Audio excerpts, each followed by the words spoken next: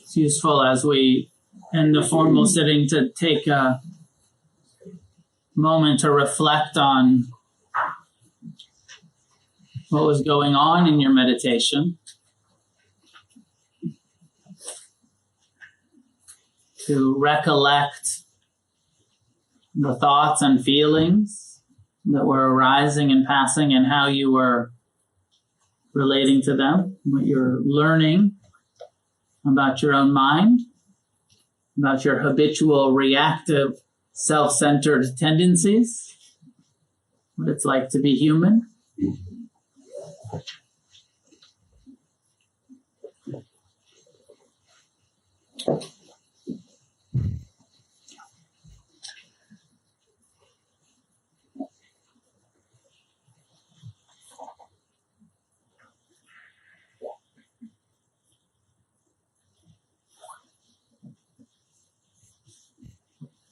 Any questions about the meditation instructions or how to work with your experience that you're having as you meditate before I get into the next topic?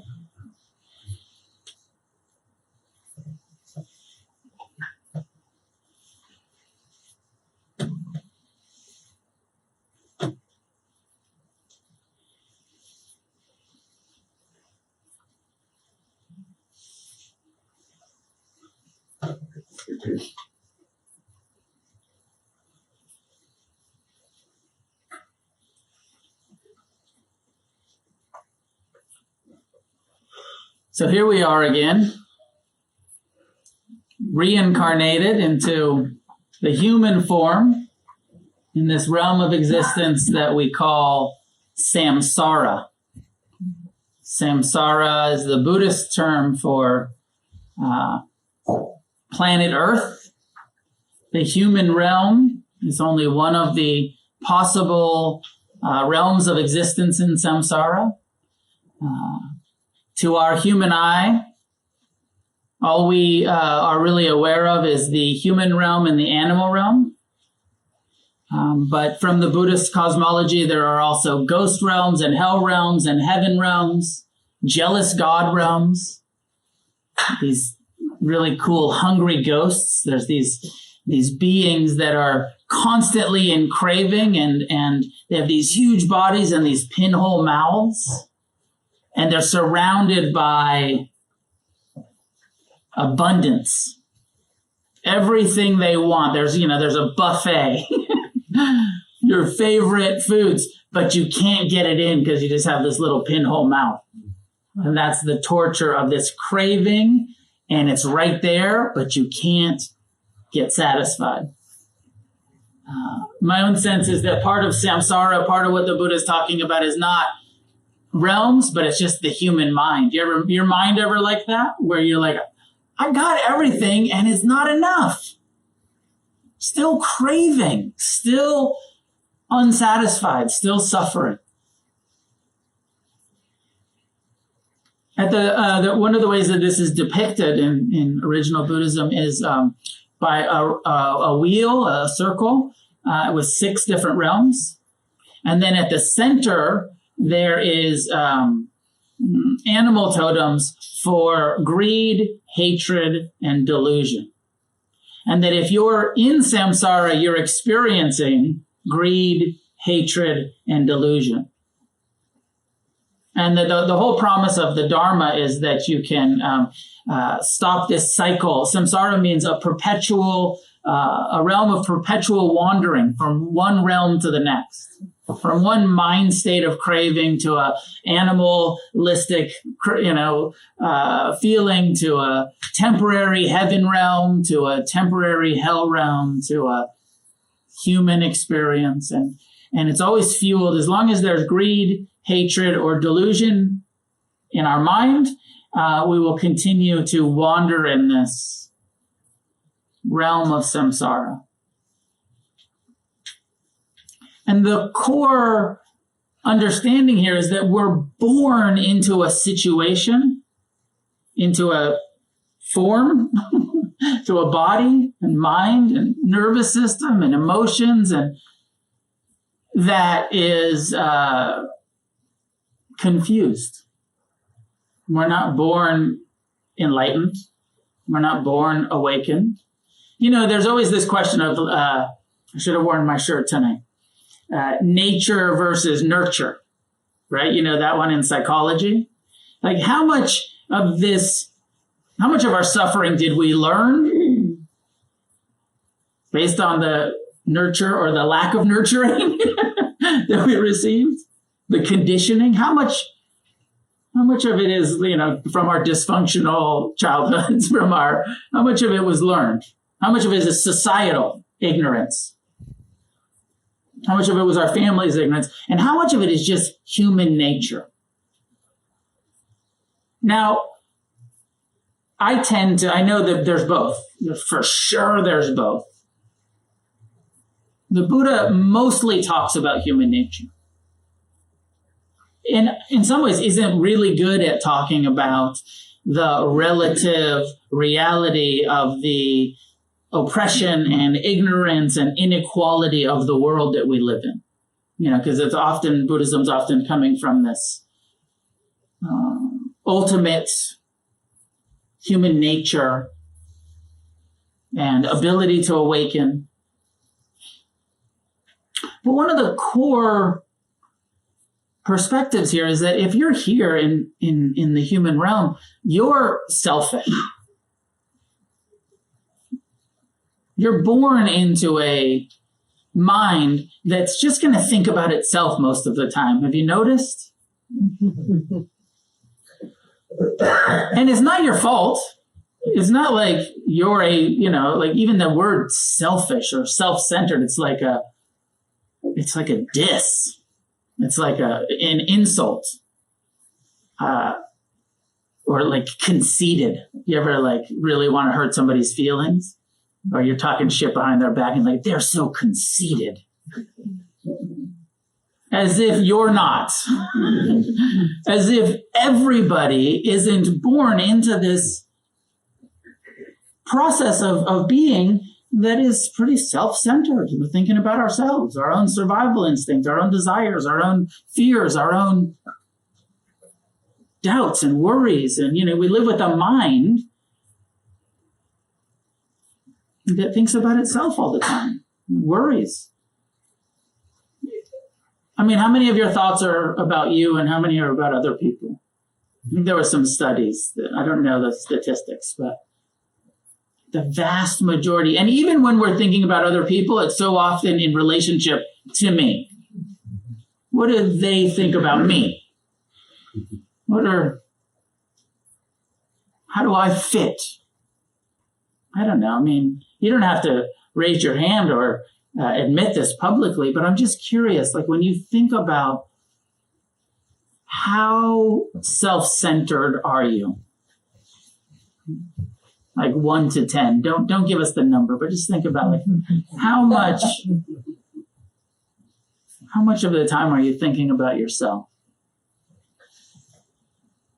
How much of the time are you thinking about others in a way that's kind, that's compassionate, that's not about, sometimes I spend a lot of time resenting other people. But it's always in relationship to myself. I resent them because of something about me.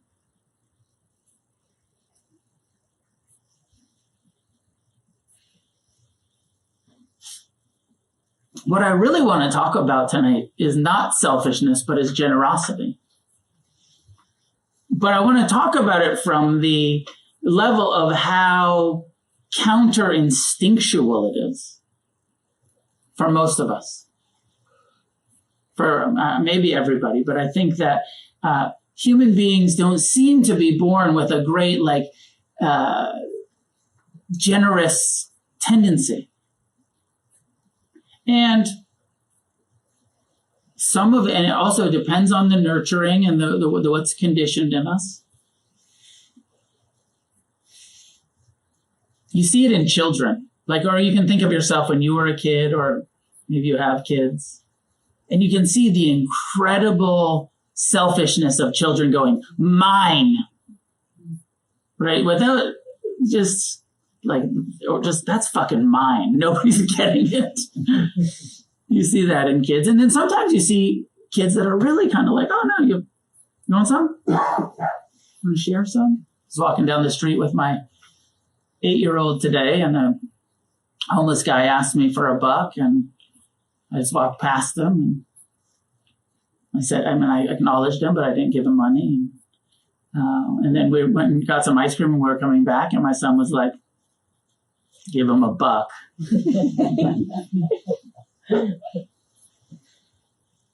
And it's just, if it was that coming out of his allowance, he might have had a different attitude about it. Yeah, there's some natural generosity. Like, I'm not going to, generosity isn't completely foreign to human beings. But for most people, it's not the first thing we think about. We don't think about how can I give?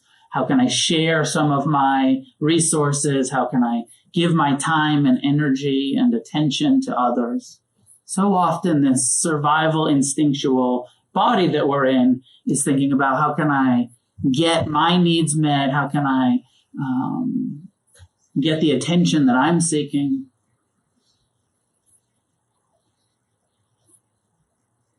It's said that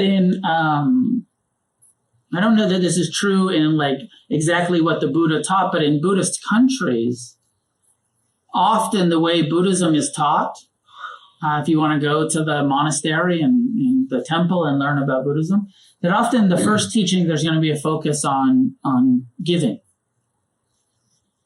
First thing you need to learn to do is give. Generosity. Then, first generosity, then ethics, renunciation.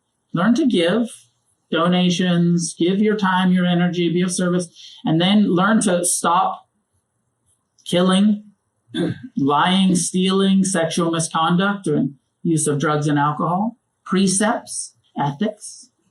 It's going to be the second teaching. And actually learning about the Four Noble Truths and the Eightfold Path and actually learning meditation is going to be way down the road. First, you're going to learn about ethics and generosity. We sort of do it backwards in the States. First we're going to teach you meditation. Start with the practice, and then we'll get around to and we also need to be ethical and generous. It's not just meditation.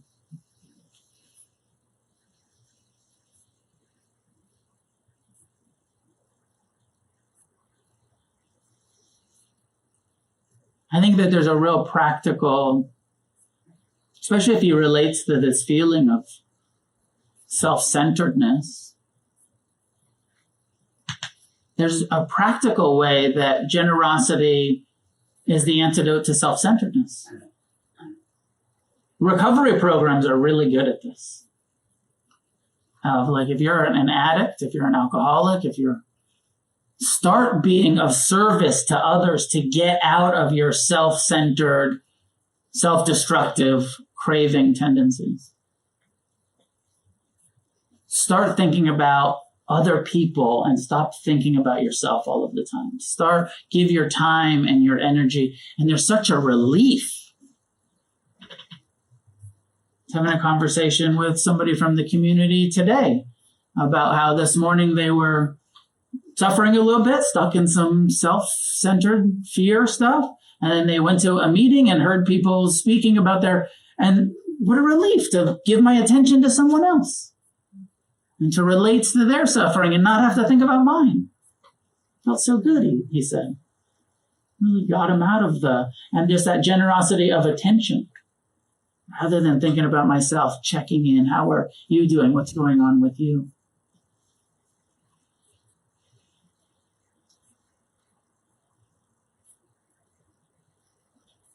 I certainly, like a lot of my experience with Buddhist practices, is I don't think we can wait until we're feeling forgiveness before we start the practice of forgiveness. I don't think we can wait until we're feeling kind before we start trying to be kind. I certainly don't think we can wait until we're feeling generous before we start giving. I think that actually giving our time, our energy, our resources will lead to the feeling of generosity rather than waiting till you feel generous to give. And this is where the Buddha's teaching against the stream counter. If your instinct is saying, I, me, mine, perfect time to start giving, to break the suffering of that self-centered I, me, mine.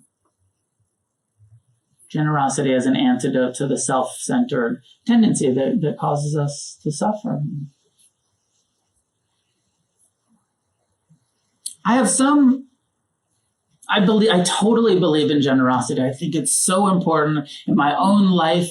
It's been so important to be of service, so important to give, to work for free, to financially support organizations and teachers that I respect. And it's been a really core transformative experience for me in my life.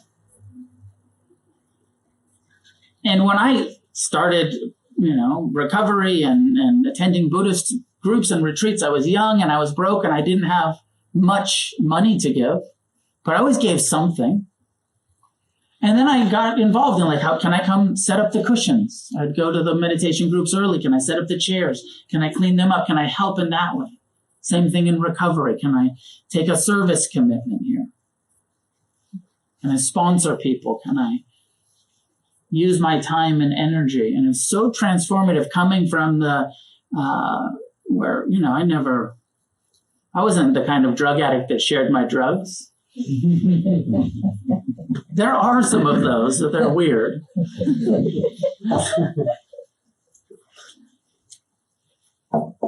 So learning to give was a real process for me and a healing process. And there is that thing of where generosity, where it's supposed to be somewhat selfless, but it's also kind of selfish. Because it feels so good to give and can really, that when you're helping, when you're giving, when you're being generous, you're actually benefiting from it. It's actually getting you out of some of your suffering, some of your identification with yourself. So there's a personal benefit for sure for it. And I think that that's great. And I believe in it. And then I have some concern, some critique, some seeing how I've been imbalanced in my own life and seeing other people who've been real imbalanced about giving too much. There is a such thing as giving too much. And there is a such thing as using service and generosity as an avoidance technique. And, one of the things we have to learn is to be in our heart, mind, human experience, and not just always avoiding it by saying let me just help someone else so that I don't have to think about myself. Sometimes we do need to just sit here and think about ourselves and see clearly the self-centered tendency of the human condition and learn to not take it so personally rather than avoiding it and ignoring it and constantly thinking and giving to others. There's a balance. There's a balance with giving and something also about receiving. Thinking about for a moment, are you good at giving? And then you have your own answer of not that good at it or pretty good at it. Learning to give. I hope it's part of your intention, part of your practice, part of your orientation towards life. That's the core of this teaching from the Buddha, the importance of generosity, of giving. I think also it's really good to look at, are you good at receiving?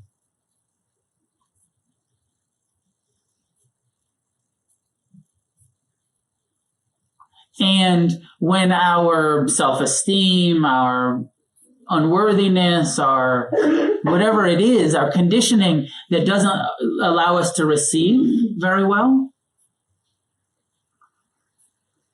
looking at that as blocking other people's opportunity to give. You ever been in one of those battles where like somebody's trying to pay the bill and you're like, no, you can't buy me lunch. Or no, I'm buying, you can't buy. And there's this sort of like battle of generosity. Fuck you, I'm paying. At some point, I don't know if I heard this or I just started to reflect on when we don't allow somebody to give to us because we don't feel worthy or whatever reason it is. We want to have the power of being the generous one. We want the karma. You got the karma last week. I get the karma tonight. But when we don't receive, when we're not good at receiving, that we're not allowing, that's like there's a selfishness in not receiving, that we're not allowing someone else to be generous and to create the good karmic merit of their generosity. When we let our self-centered conceit of low self-esteem, of unworthiness, get in the way of receiving, we're blocking someone else's generosity. Very important to develop not only the skill of giving, but also the willingness to receive.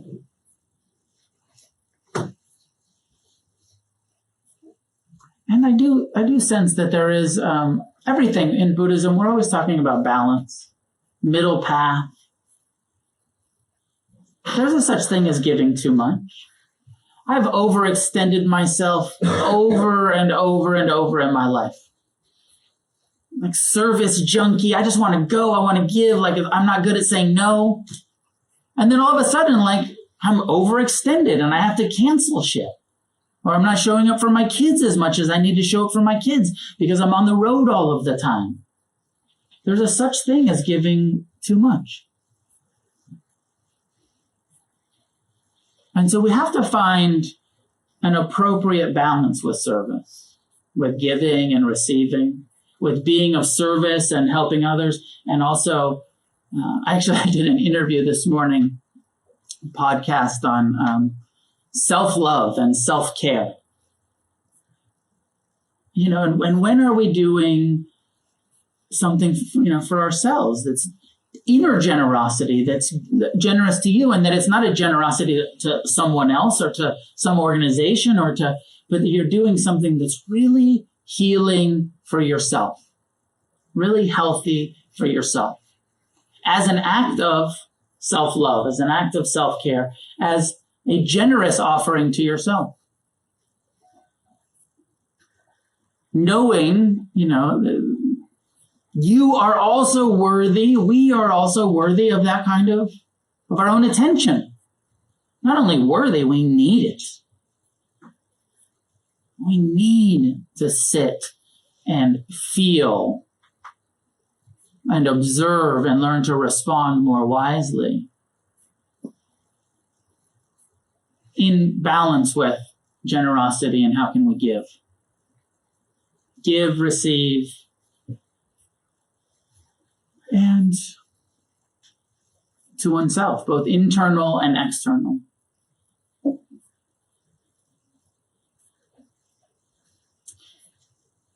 And then there's the issue with generosity of enabling. When is it the kindest and most generous thing to do to say no? To not give. Been in that situation? I know some of you are in Al-Anon. Been in that situation where you're actually feeling generous and loving and maybe codependent or whatever it is, and you want to give, but you actually know that giving resources or even time and energy will actually be causing harm. It's not generous at all when it's actually could be hurting someone to give. And that the most generous thing you can do is say no and have a good boundary. This is tricky. I don't think I wouldn't dare try to say it's always this way or it's always that way, but it's there's some subtleties to when is it appropriate to give? When is it totally inappropriate to give? I mean, even the dilemma, I don't know how much of you struggle about this, but even like the experience I had with my son today and giving the homeless, the houseless person some cash. Pretty clearly, from my perspective, my initial judgment was active addiction. And, gave him a buck, but, is that enabling active addiction? Is that buying a sandwich for a drug addict, or is that going towards the next bag? And do we want to be part of that? I'm a big believer in harm reduction and offering services and certainly, making available resources for people, whether they're in active addiction or houseless or not houseless, or for sure, like generosity in service and food. And but I actually don't want to give people money for drugs or alcohol, which is, I don't know how you feel about that.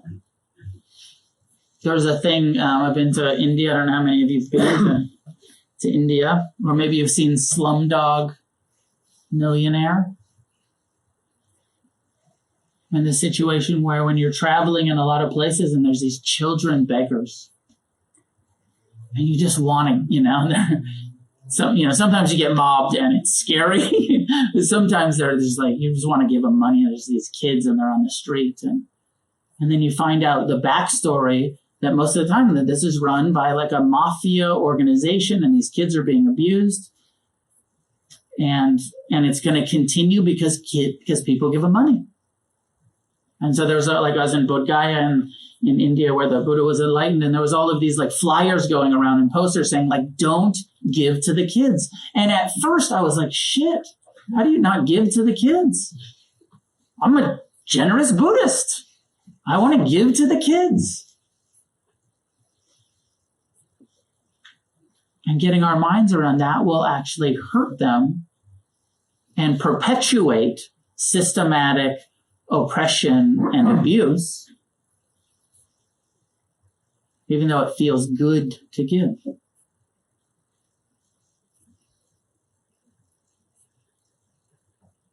So we have to use some discernment in our generosity. When to be of service, when not to, when to say no, when to say yes. Maybe I'll end with any questions, comments from you guys. The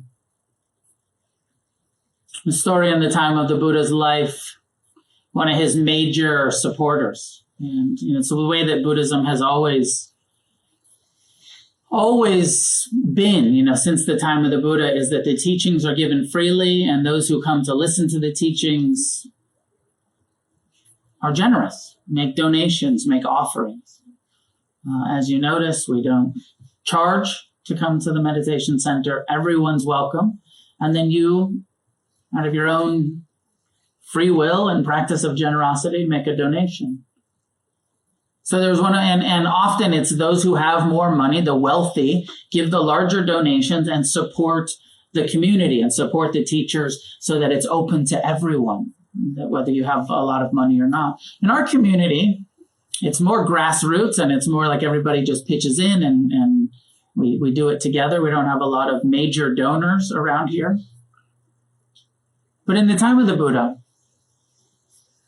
one of the major wealthy merchant, he said, I have all of this money and all of these responsibilities, and I'm giving a lot. And he donated a monastery and a park, and he's like, I'm giving as much as I can because I love it and I love the teachings. He said, but I'm still an active businessman, and I just want to be a blessing to people.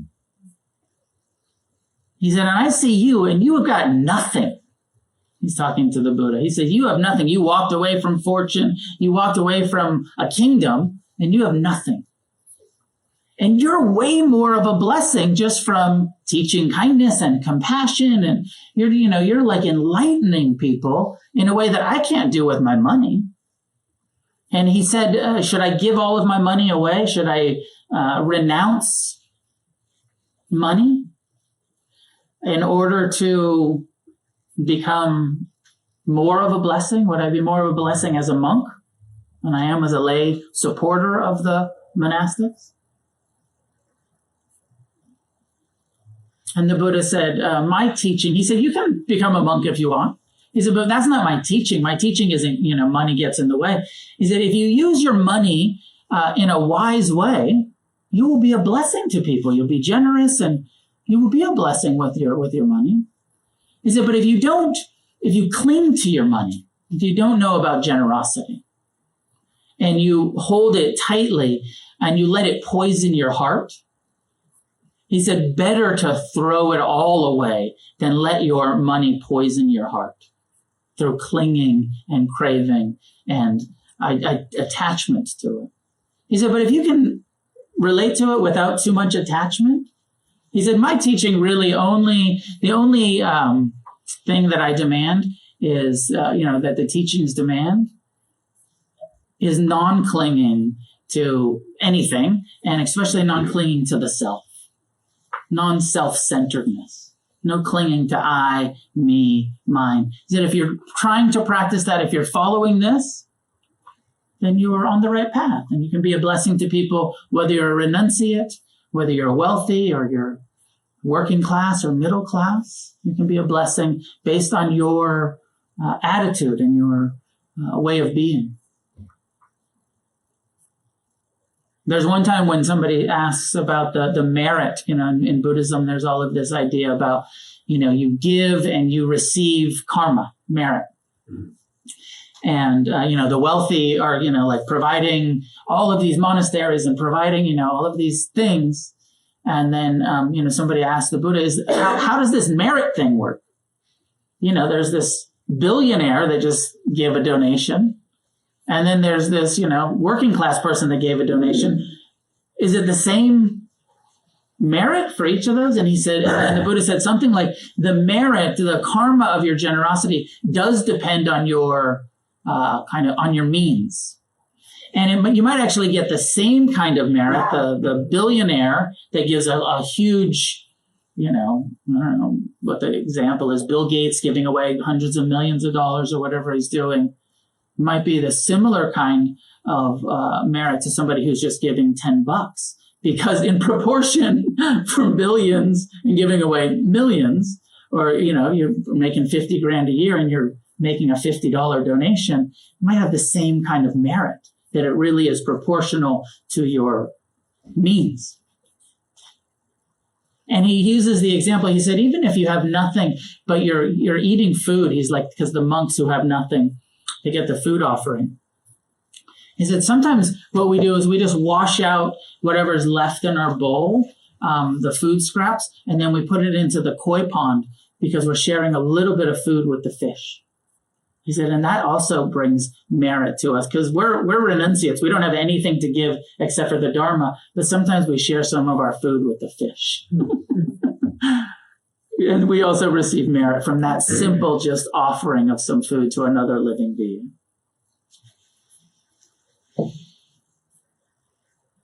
So some of my thoughts about the importance of generosity, and talking about it tonight because it does come in the cycle of teachings and the Against the Stream text that we're going through right now. And also, most of you are aware that we just got our nonprofit status back, and I am in the process of doing some fundraising. So I hope you feel inspired to be generous as part of your practice. Questions, comments?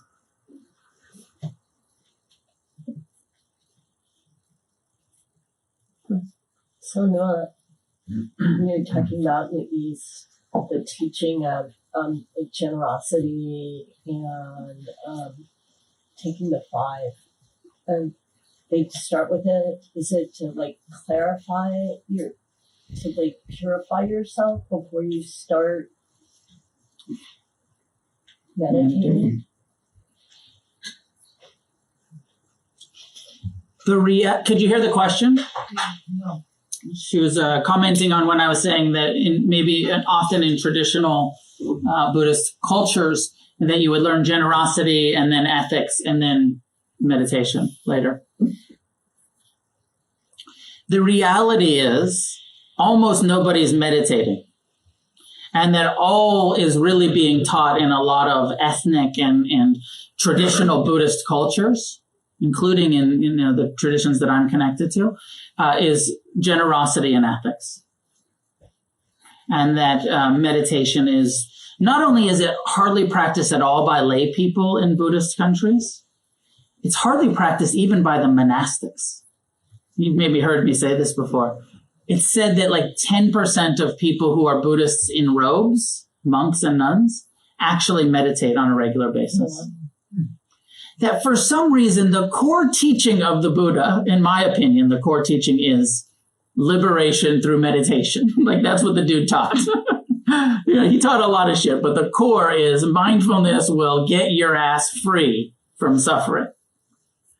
But for some reason, Buddhism became a religion that became devotional and give a lot of money to the monastery and you'll get good merit for that and you'll have a better rebirth for that. And don't worry about meditation. And also, if somebody is not meditating themselves, right? If very few of the monks are meditating, like 10% of them, then of course they're not teaching meditation to the people that come to them because they're not even doing it themselves. So for the monk who came, right? So there are lots of exceptions, and 10%, if there's,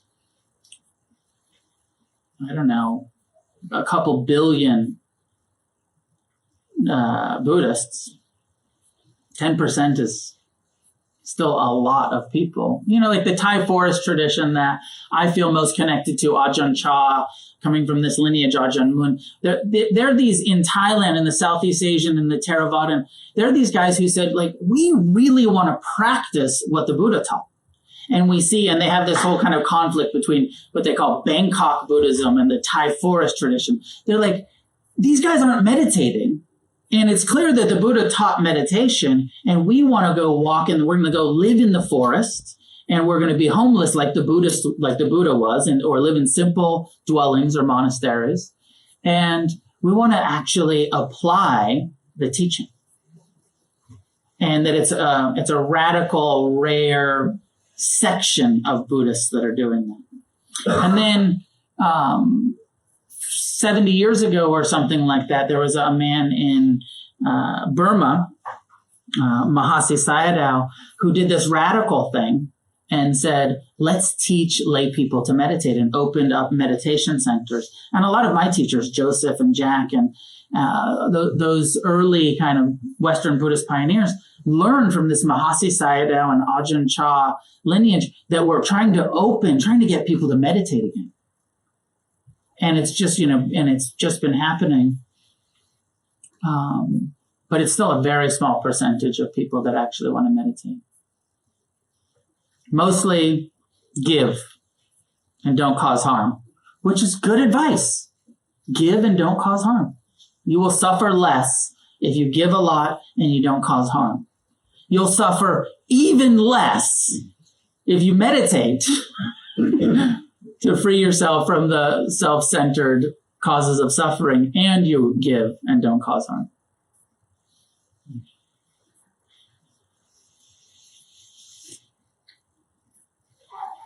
Please, Russ. Last question. What do you think about political activism as a form of generosity? I asked because I remember when the Iraq War was starting, or actually before it started, but when there was mass demonstration in the streets, I was on a retreat somewhere, a yoga retreat, and I brought it up, and no one wanted to talk about it, and the teachers were saying, that's politics and divisive and whatever. But it struck me that if you could get in the street or donate to any war cause or something, you might have a lot more bang for your generosity than giving $1 to a homeless person, drug addict. I think that activism, social, political, environmental, is absolutely an act of generosity. And we have to be cautious about politicians and what they're promising and what they're actually going to do.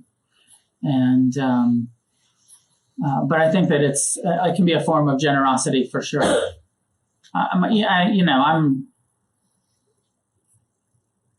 My sense is that we still have to choose to vote for the lesser of two evils every time. And that,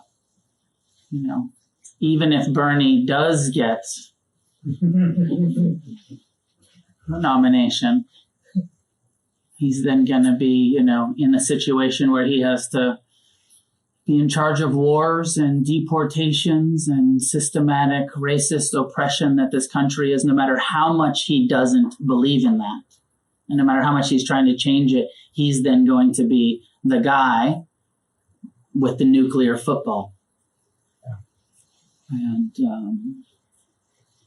he's going to fuck up too. Because they all do, because everyone does. And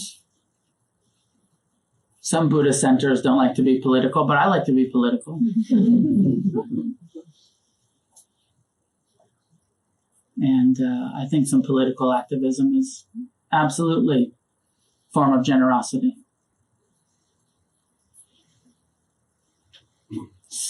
Maybe enough for tonight? Ricky? Sort of just putting out a request for anybody who wants to be of service and helping towards this center, whether you have a skill or something that we may not know about that you think could help the center in terms of nonprofit, fundraising, cleaning, anything. It's just please come talk to me afterwards or whenever you feel like it. Please help. George? Speaking of distrust of politicians and political activism, the deadline to register for the California primary is right around Valentine's Day. At the desk, at the clipboard, there's voter registration forms. Take them, bring them to your friends, bring them to your neighbors. If you've moved or changed parties, grab one and register. So, thank you. I moved last week, so George has been on me. Did you re-register with your new address yet? And I haven't, but I will. Yes, George, I will. Okay. Some upcoming things. We have a day long in March. It's on the website. Let's get a flyer made. March 7th. Yeah. March 7th. I have a retreat next week, next Friday, the 14th. In Washington, 3-day silent meditation retreat. If any of you want to come up to Washington with me, Valentine's weekend, and bring your sweetheart and ignore them in silence all weekend, or come by yourself, or think about coming to that. And then we have this 4-month Ajahn Chah lineage study practice program that's starting also in March or April. March. I think that's April. Maybe April. Anyways, we don't know what we're doing. But we're here every Monday night. Jason Murphy also teaches on Wednesday nights. Come sit with him. And there's refuge recovery meetings. There's an AA meeting here. This is your home, your center. Come spend time here. Hope to see you guys next Monday. May any goodness that comes from our practice be shared outward in all directions with all living beings. May each one of us do what needs to be done to free ourselves from suffering. And together may we create a positive change on this planet.